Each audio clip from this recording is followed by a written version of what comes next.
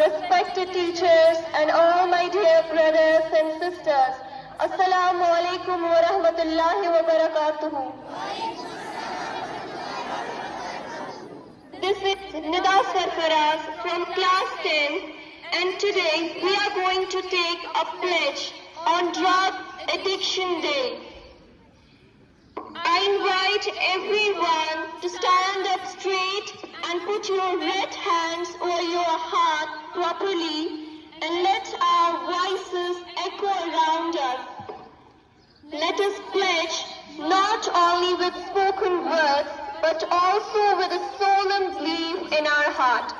We collectively and individually pledge to uphold the ideal so passionately. Let's repeat with me. I pledge to stay in school and learn the things that I have need to know.